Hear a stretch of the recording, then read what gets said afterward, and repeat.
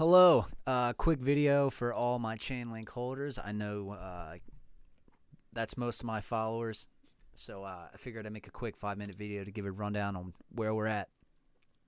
Obviously, over the past couple days, there was this quick little downtrend here, which we broke out of, but we're obviously not in the clear just yet. I would not be surprised if we do come back and test this, but again, this was only a couple week trend, so it's not like it's some huge deal if it doesn't get retested. It wasn't a huge trend to begin with.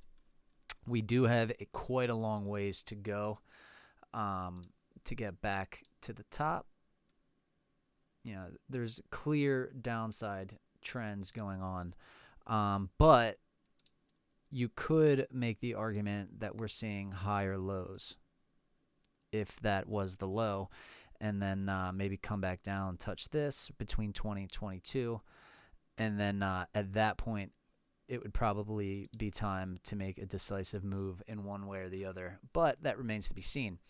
Bitcoin, obviously, Chainlink is not doing its own thing right now. It's kind of just going with the tide, so what Bitcoin is doing is probably what Chainlink is going to end up doing as well.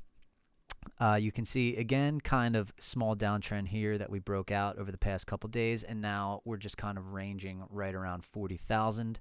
And this $40,000 line straight across, you can see, once we broke over it on the 8th of February, roughly, it was kind of like clear skies up ahead. We were sailing good for a while and then crashed below it, and now we're ranging right there again.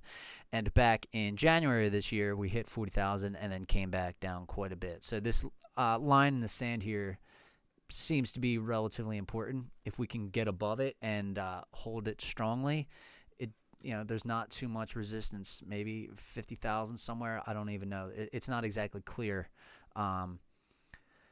But I'm not quite expecting a strong move upwards just yet, and I'm not even sure that would be in our best interests. I think the best thing we could do right now is to just kind of range sideways, calm down, clear out some of the noise, and see where we're going. I kind of hope that happens. I'm not sure that it will.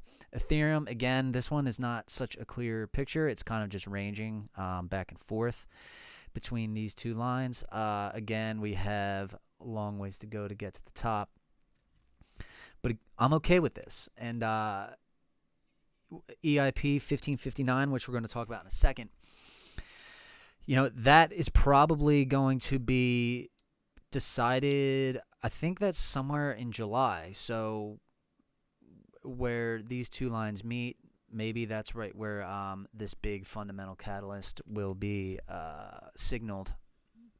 I'm not exactly sure on the date on that, but for now, we're in this range, and that's okay.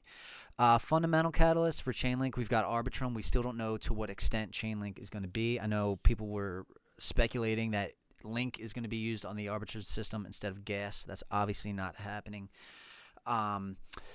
Some people think Chainlink could be used to eliminate the 7-day withdrawal period and could just communicate back and forth seamlessly to lock and unlock tokens. And then some people think it's going to be used as a validator for every transaction on the platform, whatever you want to call it. I'm not exactly sure, but one thing is for sure.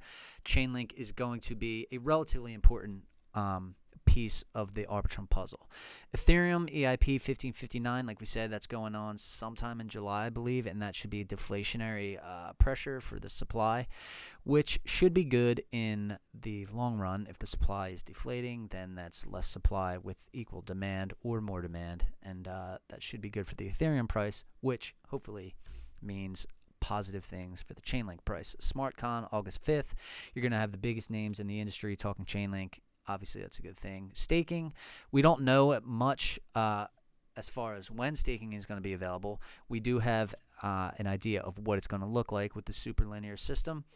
And Sergey has been tweeting about staking more often recently, which is great. I've been here since 2017, and staking was just kind of a pipe dream this whole time, and they never really said anything about it. So to see him openly talking about it is a positive development. We don't know exactly when that's going to come about, but hopefully sooner rather than later. And finally, a Bitcoin ETF. These keep getting delayed and pushed back, but from my understanding, a decision is going to have to be made sooner rather than later. And I believe if a Bitcoin ETF does get approved, it would be a positive for the whole space, not just Bitcoin. And that should hopefully, all rising tide lifts all boats. So maybe all of these funds, some of them would find their way to Chainlink, and we would have positive price action.